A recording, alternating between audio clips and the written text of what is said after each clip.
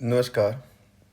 Class ninth social science SST theme for democracy. Chapter रहेगा 9 understanding democracy, लोकतंत्र की समझ।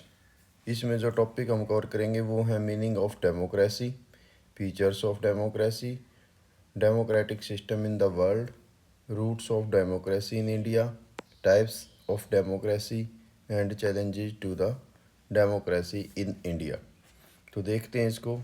यदि एक पार्ट में कवर हो पाता तो एक में करेंगे, नहीं तो 2 या 3 में इसको हम कवर करते हैं।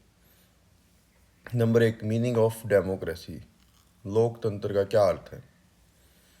कह रहा है, a famous politician philosopher of the 20th century Ronald Niebuhr said, man's capacity for justice makes democracy possible and man's capacity for injustice make democracy necessary. कि आदमी की जो क्षमता है जस्टिस के लिए, कि उसकी कितनी संभावना है, तो वो लोकतंत्र को पॉसिबल बनाती है।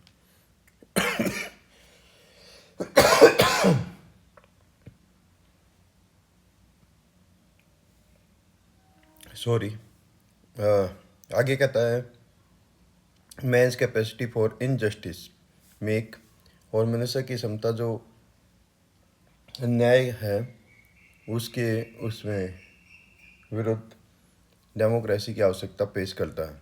This statement highlight Y democracy is both desirable and essential. तो इन दोनों बातों से हमें, यानी न्याय की बात, न्याय और अन्याय, यानी इन दोनों की बात रखें तो हमें महसूस होता है कि लोकतंत्र की कितनी आवश्यकता है। Democracy is the one of the widest accepted form of government in the contemporary world. आज की दुनिया में सबसे ज़्यादा जिस शासन तंत्र को स्वीकार किया गया है वो है लोकतंत्र। लगभग आज की डेट में 25 कंट्री ऐसे होंगे जिनमें लोकतांत्रिक सरकारें चल रही हैं। What makes democracy so popular. तो ऐसा क्या है कि जो लोकतंत्र इतना ज़्यादा पॉपुलर रहता है। To answer this we must understand what democracy truly means and examine whether it needed indeed best forum of the government capable of meeting the challenges of the modern society। तो ये popular क्यों है, इसका उत्तर जानने से पहले हमें इसके अर्थ को जानना होगा और इस बात का एग्जामिन करना होगा कि ऐसा क्या है कि ये गवर्नमेंट की फोरम जो है सभी प्रकार के जो आधुनिक सोसाइटी है उसके चैलेंजेस को स्वीकार कर लेती है और उनका सॉल्यूशन भी इसी में होता है। तो सबसे पहले यदि हम बात करें, the many definition of democracy have been given in the eminent authorities on the subject. तो इसको तो छोड़ दीजिए, आप यहाँ से ले लीजिए। The term democracy was coined in ancient Athens in 5th century BC, before Christ era या बिफोर कॉमन एरा।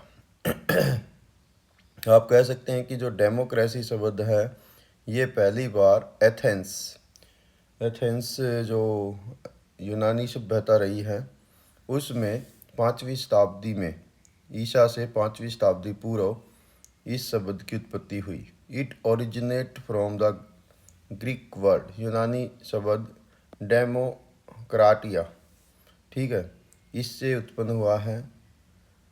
ये 2 शब्दों से मिलकर बना है। एक है डेमोस, डेमोस मीन्स पीपल यानी लोग, और कराटोस, कराटोस का मतलब होता है पावर, यानी डेमोक्रेसी। 2 शब्द मिले, पहले बने डेमोक्राटिया, फिर बाद में इसको कहा जाने लगा डेमोक्रेसी, यानी रूल ऑफ पीपल, लोगों का शासन। तो यूनानी शब्द है ये। Democracy in Athens is earliest example of the system of the correspondence of some of the modern ideas about democratic rules. और सबसे पहला उदाहरण हमें कहाँ मिलता है, यूनान में मिलता है, एथेंस में मिलता है। आज ये वहाँ का एक शहर है। ठीक है। एंटायर अडल्ट मेल, समस्त जो युवा पुरुष जनसंख्या of the Athens could vote. और उस टाइम में कौन वोट कर सकता था? सभी युवा पुरुष वोट कर सकते थे। वेदर दे वर पुअर और रिच डिड नॉट मैटर, वे अमीर थे या गरीब थे ये मैटर नहीं करता था। All Athenians male citizens were free to vote and speak in the assembly. और ये सब स्वतंत्र थे वोट देने के लिए और इनकी आवाज़ें जो है वो असेंबली में बोली जाती थी। Athenians did not vote for representative but make decision directly. और ये अपने प्रतिनिधियों के लिए वोट नहीं करते थे, लेकिन ये सीधे सीधे किसी डिसीजन को बनाते थे, यानी डायरेक्ट सिस्टम था वोटिंग का। The simplest definition of the democracy is a form of government in which the ruler are elected by the people. सीधी सिंपल परिभाषा ये है कि डेमोक्रेसी शासन का ऐसा तंत्र है जिसमें जनता जो है अपने प्रतिनिधि को या अपने शासक को चुनती है। This can be achieved by the implementing A system of voting. और ये कब हो सकता है? जब हम मेजॉरिटी में पीपल्स से जो वोटिंग सिस्टम अडॉप्ट करते हैं, which the majority of people rule. इसका मतलब हम कह सकते हैं कि ये बहुसंख्यक लोगों का सरकार होती है, आइदर डायरेक्टली या इनडायरेक्टली।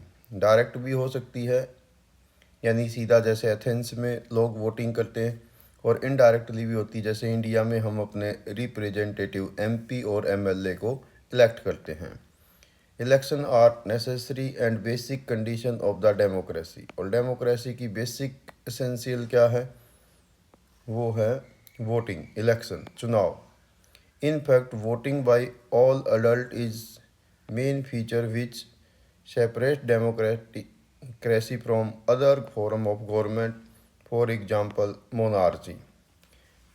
यानी और इसका डेमोक्रेसी का सबसे मुख्य जो विशेषता वो क्या है?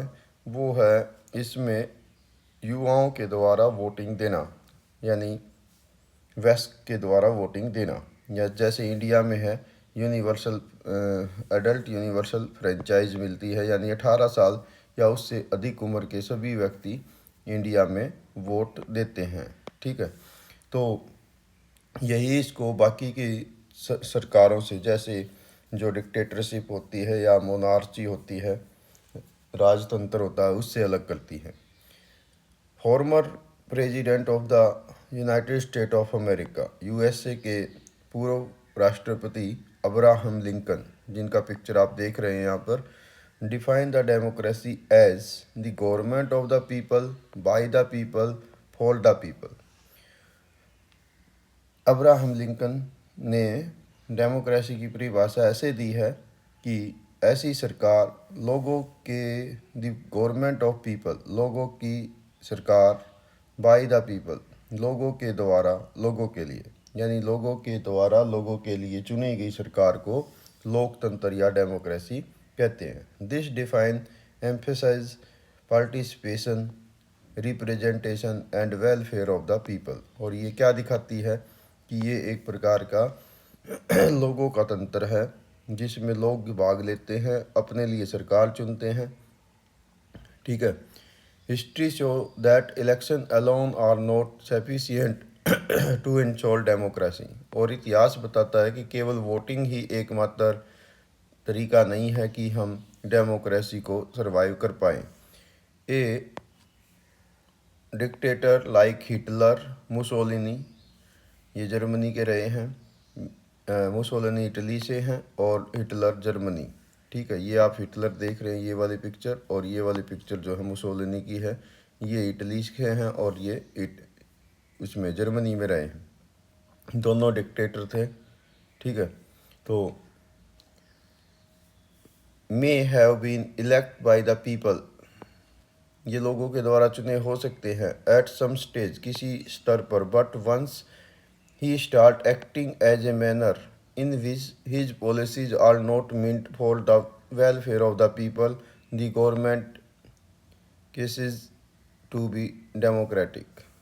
ऐसा हो सकता है कि लोगों के द्वारा इस प्रकार के जो लोग हैं वो चुने जाएं और बाद में वो फिर अपनी पॉलिसीज़ को इस ढंग से बनाना शुरू कर दें या डिक्टेट करना शुरू कर दें कि उसमें वेलफेयर का जो भाव है वो ना रहे। What constitute the people. Next topic है what do we understand by the word people. लोगों को हम किस प्रकार से समझ सकते हैं, यानी लोग कौन हैं। The Greek did not give the voting right to women. अब आपने देखा है कि जहाँ एथेंस में वोटिंग होती थी तो उसमें केवल अडल्ट मेल ही वोट करते थे, लेकिन वोमेन को अधिकार नहीं था। स्लेव्स जो दास होते थे उनको नहीं था, फॉरनर उनको नहीं था। It was not universal franchise, और ये सार्वभौम वयस्क मताधिकार नहीं था।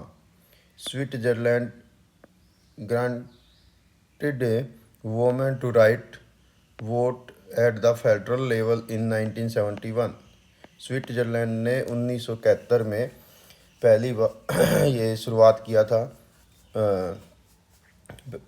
वोटिंग के लिए 1971 में।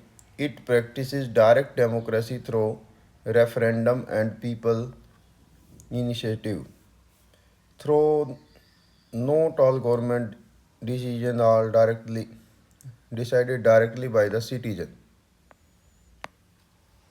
In a vast on populous country like India, it's not practical to adopt direct democracy at national level.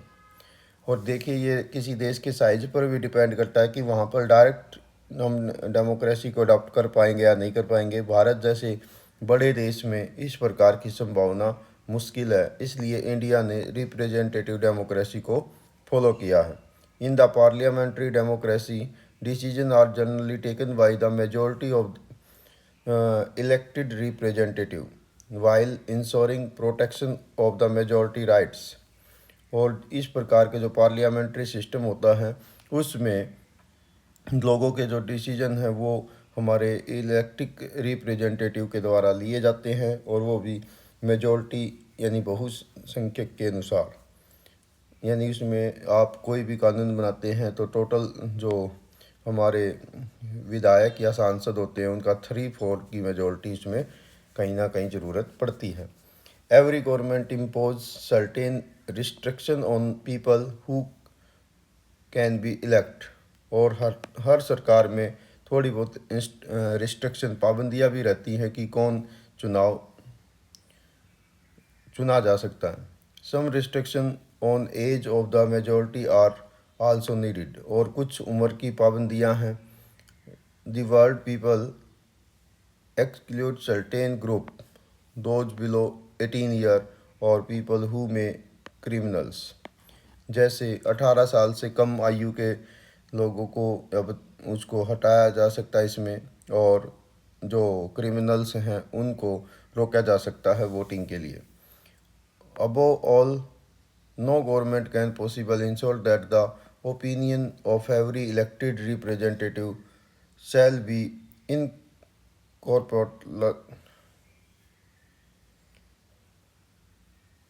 incorporated in all government legislations। ठीक है। सभी सरकारें ये भी संभावना नहीं वो करती हैं कि जितने भी चुने गए रिप्रेजेंटेटिव हैं वो सभी के सभी जो लेजिस्लेचर है उसमें किसी प्रकार का सहयोग ना करें। तो यहाँ पर आपने जो सीखा है उसको एक बार देख लेते हैं। कहता है कि democracy widely practice across the world. ठीक है, ये पहला टर्म जो है वो 5th BCE में आया था डेमोक्रेसी शब्द, और डेमोक्राटिया से ये बना है। ठीक है, एथेंस से ये शुरू हुआ था। ठीक है, और इसी प्रकार से जो यूनाइटेड स्टेट के पूर्व फॉर्मर प्रेसिडेंट हैं अब्राहम लिंकन, उन्होंने कहा था the government of the government of the people, by the people and for the people. तो यहाँ पर आपके लिए कुछ क्वेश्चन भी दिए गए हैं। The word democracy comes from the Greek word demokratia. ठीक है। Next, who among following define democracy as the government of the people by the people. ये हो गया अब्राहम लिंकन। और डायरेक्ट डेमोक्रेसी क्या है, जिसमें डायरेक्टली लोग, पीपल जो है वो डिसीजन मेकिंग में पार्टिसिपेट करते हैं, जैसे ग्रीक में, यानी जो एंशियंट एथेंस था उसमें। तो पहले टॉप पार्ट में हम आज के लिए इतना ही रखते हैं। दूसरे पार्ट में हम इससे आगे के चैप्टर का अध्ययन करेंगे। Thank you, have a nice day.